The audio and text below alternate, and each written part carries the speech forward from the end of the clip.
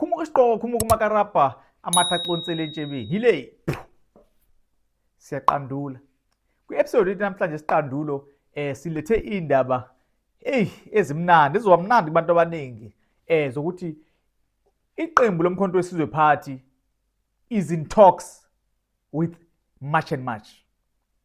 Yes, yeah. MKP spokesperson Sifiso Mahlangu yesterday announced that in a live interview with ENCA News. Sifiso Mahlangu is a newly elected or appointed spokesperson yomkhonto wesizwe after kukhishwe uNhlamolo Ndlela, who has been the party spokesperson since its inception. So now ke Sifiso Mahlangu uqhamuka nalezi ndaba lezi after ama-allegations bese bekhona isikhathi kusolakala ukuthi ayikhona March and March yasolakala ukuthi yathinteka kuxhumaneni nomkhonto wesizwe party, but now those rumors ayinto esingayikhuluma ngawo. What we can confirm now that is MKP is indeed in talks with March and March, njoba ekuvezile ukuthi unational chairperson omkhonto wesizwe okuNathi Nhleko impela unengxoxo neMarch and March, and then they will continue having those conversation nangesonto elizayo. Awuthi ke sizwele kuyena ke umfoka Mahlangu eyikhulumela. No one may agree with those organizations or not. Certainly there is a reason that March and March exists. For one, we are in conversation with March and March. We have not endorsed or support them officially, but our chairman, Mr. Nathi Nhleko, has met the leadership of March and March. And Yashindaba, but we have not confirmed it officially. Abakaze bayiconfirm akaze bayi-endorse officially March and March. Kodwa ke uyazi nawe ke ipolitiki injalo ke yonke into yakhona ke kusuke kubalekela into ezithize ke bangathi si behind into ethize kanje, bafuna ukuthi yonke into eqale ihlale phansi ixoxwe bese ke bevumelana bethi ke officially emva kwalapho ke. So ke we can comfortably say all along March and March has been working with umkhonto wesizwe. Ngicabanga ukuthi nizokhumbula ke isikhathi esiningi ukuthi ke kuma march amaningi akade enzeka ahleze enzeka nje eMarch and March la sibona khona ke usisi uJacinta Mangomese Zuma bebambisene nobaba uPhakela Umthakathi umfoka Ndabandaba kanye nensizwa uMacengwana ungizwe Mchunu ukuthi umkhonto wesizwe party ibihlezi khona ngasonke isikhathi, and then we haven't sizwe any official from umkhonto wesizwe egxeka i-participation ye-members omkhonto wesizwe kwi-March and March zigqoke iregalia yomkhonto wesizwe. Sikaze sikuzwe lokho. And then before ungizwe bengena nomfoka Ndabandaba uJacinta wayiphusha lenqola futhi efolosa ngabantu abaningi from umkhonto wesizwe party. Later wajoina MK lakho yangena nayo. Acaca ukuthi MK ihamba kakhulu nelokhu ne-March and March, and then ke lokhuza ke ne-Action SA yajoina, but singasho sithi kakhulukazi i-MK yona iyanikeza kakhulu i-March and March i-support. So asiqhubeke silaleleke umfoka Mahlangu. We'll do so again in the upcoming week. Safe to say that we recognize the work that they do in society, and we recognize their need to exist because this current crisis must be resolved.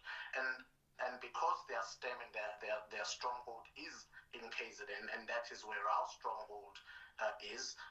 We got the highest vote in KZN. The people of KwaZulu-Natal really believed and endorsed in Umkhonto wesizwe party, and it is for that matter that we have an interest in the province's safety, in the province's security, in the province's prosperity. So for that reason we have met them and will continue. Injalo nje ubesho umfoka Mahlangu ukuthi phela cha ingxoxo ziyaqhubeka empeleni, futhi ke kuyabonakala ukuthi seziyangasimaphethelweni, seziyangivutha undaba bazoyi-endorsa i-March and March ukuthi impela nomkhonto wesizwe uzothi impela March and March sihamba nani officially. And then ke singakhohlwa ukuthi ke Gezehlekisa umsholozi uNqamalala ungqondo abanye kade bayisola ukuthi ke maybe this might be enye istrategy ashaya ngazo ngoba phela ke ngesikhathi ke kufuneke ukuthi ubuke qala ukuthi iningi lishona ngaphi, abantu benze njani. So bukuzwa amanzi ngobhoko ukuthi okay, ake sisebenzise nayi uMangobese. Singakhohlwa ukuthi uMangobese is married to Zuma surname. Yeah. Her last name is Zuma. After she got married to ubaba Zuma ummeli. So manje ke this nqola ye-March and March ke has been pushing this thing. Babona okay, abantu bayithakasela, bayijoyina, bayithanda lento. Ekuqaleni abantu bebesplit phakathi ukuthi no March and March and this and that. Kodwa manje ke kwabonakala ukuthi ayikhona. Bayibona futhi iyayenza lento yenzayo. Mind you, mhla ka-30 June seyikhishiwe umnqamula juqu ukuthi ziyakhala. Njengoba ikhala yila kufanele kuvele khona ke ukuthi ke ubani hero. So now ke MK ngeke ihlalile kude ke ibibona nayo ukuthi ngeke phela umsebenzi lwakade siqhuba lenqola ngeke sigcine singayitholi credit. Nathi fanele singene la amavoti lawo. 4 November kuyavotwa.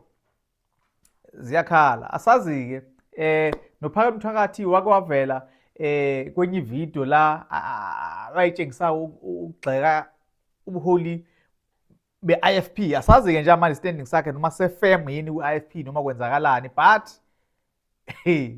hayi maningi amatafula azojika. Sithi nje sibonge nje nge-subscription, niqhubekeni subscribe-ile, nilayikhile ku-channel yethu. Kuningi okuzayo kodwa kwamanje lezi ndaba ngicabanga ukuthi sizojabulisa kakhulu abalandeli bomkhonto wesizwe party, since bokuvele ukukhaleka ukuthi uthuleleni umkhonto wesizwe party, athuleleni amaqembu. Now MK party has come forward, yathi futhi noma ingakasho kodwa ke izosho ukuthi we endorse March and March. Abakasho bathi we are in talks. Yeah. Kuthiwa ke kumele ke kugudlwe igqoma.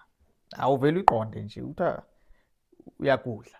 So injalo ke le ndaba kwamanje ke they are beating about the bush about this matter, but we'll hear it. Sekuseduze kakhulu, sekusele kancane sizophumele, sekusele kancane. Shibirishi siyashibilika. Tango. Whether one may agree with those organizations or not, certainly there is a reason that March and March exists. For one, we are in conversation with March and March. We have not endorsed or support them officially, but our chairman, Mr. Nkosinathi Nhleko, has met the leadership of March and March and will do so again in the upcoming week. Safe to say that we recognize the work that they do in society, and we recognize their need to exist because this current crisis must be resolved. And because their stem and their stronghold is in KZN, and that is where our stronghold is, we got the highest vote in KZN. The people of KwaZulu-Natal really believed and endorsed in Umkhonto weSizwe Party. And it is for that matter that we have an interest in the province's safety, in the province's security, in the province's prosperity. So for that reason, we have met them and will continue to